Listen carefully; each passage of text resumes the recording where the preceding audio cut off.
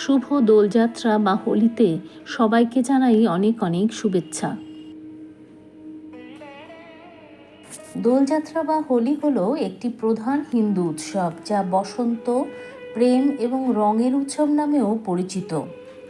এই উৎসবটি 3 রকমভাবে পালিত হয়: রাধাকৃষ্ণের শাশ্বত ও ঐশ্বরিক প্রেম উদযাপন, হোলিকা দহন এবং প্রেমের দেবতা কামদেবের ফিরে আসা। ভারতের ব্রজ অঞ্চলে যেখানে কৃষ্ণ ছোট থেকে বড় হয়, সেখানে রাধা ও কৃষ্ণের স্বর্গীয় ভালোবাসার স্মৃতি হিসেবে দিনটি রাঙা পঞ্চমী হিসেবে উদযাপিত হয়। বসন্তের সূচনার সাথে হোলি প্রেমের উৎসব হিসেবে দিনটি পালিত হয়। ঋষি গর্গের রচিত গর্গ সংহিতায় রাধা ও কৃষ্ণের হোলি খেলার বর্ণনা উল্লেখ করা হয়েছে। হোলিকে ফাগোয়াও বলা হয় এবং এক্ষেত্রে হোলিকাকে বলা হয় পুতনা। কৃষ্ণের মামা রাজা কংস তার শিশু ভাগ্নে কৃষ্ণকে নিজের জীবনের সংকট বলে মনে করতেন। কংস রাক্ষসী পুতনাকে নারীর বেশে কৃষ্ণকে হত্যা করতে পাঠায়। সেখানে পুতনা রাক্ষসী কৃষ্ণকে স্তন্যদান করাতে গিয়ে বিষ প্রয়োগ করে কৃষ্ণকে হত্যা করবে বলে, কিন্তু শিশু কৃষ্ণ কেবল পুতনার বিষাক্ত দুধই পান করেননি, সেই সাথে পুতনার রক্তও পান করেন। এর ফলে পুতনা একজন রাক্ষসীতে পরিণত হয়।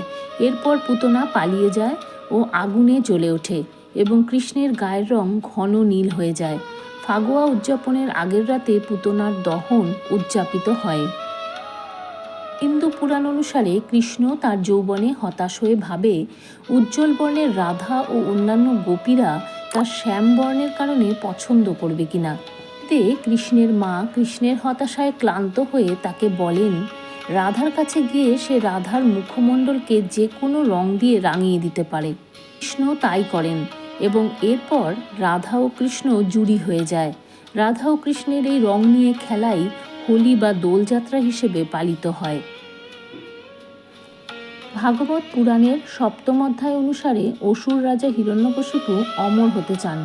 এজন্য ব্রহ্মার নিকট হতে অমরত্বের বরপ্রাপ্তির জন্য তিনি কঠোর ধ্যানে নিমগ্ন হন। কিন্তু দেবতারা খুব কমই অমরত্ব দান করেন। কিন্তু হিরণ্যকশিপু এমন বর চান যাতে তাঁর মনে হয় যেন পরোক্ষভাবে তিনি অমরত্ব লাভ করেছেন। তিনি যে বর লাভ করেন তাতে তিনি 5টি বিশেষ ক্ষমতার অধিকারী হন।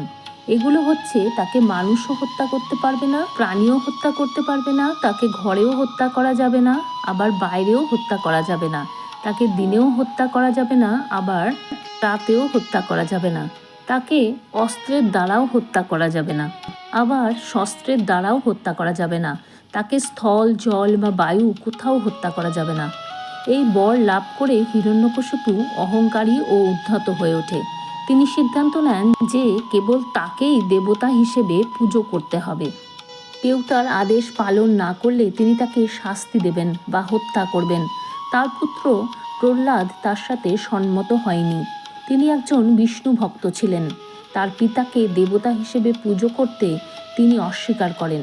প্রহ্লাদ বিষ্ণুকেই পূজা করা চালিয়ে যান।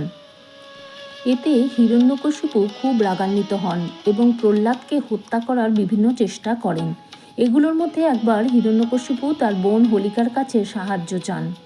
হোলিকার একটি বিশেষ পোশাক ছিল যা তাকে আগুনে পুড়ে যাবার হাত থেকে রক্ষা করত।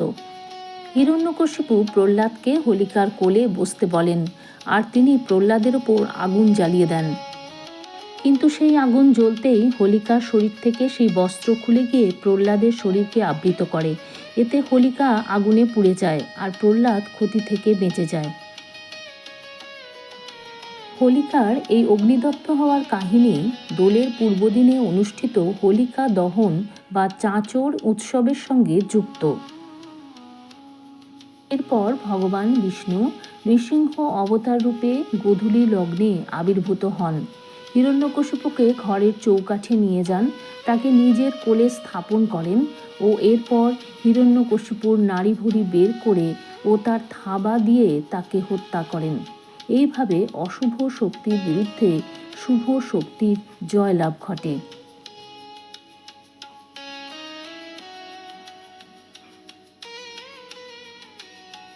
অন্যান্য হিন্দু ঐতিহ্য যেমন শৈব ধর্ম এবং শাক্ত ধর্মের মধ্যে হোলির কিংবদন্তি যোগ রয়েছে। পার্বতী শিবকে যোগ ও ধ্যান থেকে বাস্তবে ফিরিয়ে আনবার জন্য বসন্ত পঞ্চমীর দিনে প্রেমের দেবতা কামদেবের সাহায্য প্রার্থনা করেন। কামদেব ও তার স্ত্রী রতি পার্বতীকে সাহায্য করার চেষ্টা করেছিলেন যাতে পার্বতী শিবকে তার স্বামীরূপে অর্জন করতে সক্ষম হন। শিব যোগাসনে গভীর ধ্যানে মগ্ন ছিলেন। কামদেব ও রতি শিবের ধ্যান ভগ্ন করে পার্বতীর সাথে বিবাহ বন্ধনে আবদ্ধ করানোর জন্য তার দিকে তীর ছোড়েন, কিন্তু ধ্যানে এই বিঘ্ন ঘটানোর কারণে শিব তার তৃতীয় চক্ষু খোলেন এবং সেই চক্ষুর তেজদীপ্ত চাহনিতে কামদেব দগ্ধ হয়ে ছাইয়ে পরিণত হন। এই ঘটনায় কামদেবের স্ত্রী রতি বিমর্ষ হয়ে পড়েন। তাদের তীর কাজ করেনি, বরং শিবকে বিদ্ধ করার আগেই এগুলো ধ্বংস হয়ে যায়। পরবর্তীতে পার্বতী এবং শিবের বিবাহ হয়। এই বিবাহের সময় রতি শিবের কাছে প্রার্থনা করেন যাতে কামদেবকে তার কাছে ফিরিয়ে দেওয়া হয়। শিব সম্মত হন এবং কামদেবকে ফিরিয়ে দেন। প্রেমের দেবতার এই ফিরে আসা বসন্ত পঞ্চমী উৎসবের 40 দিন পর হোলি হিসেবে পালিত হয়।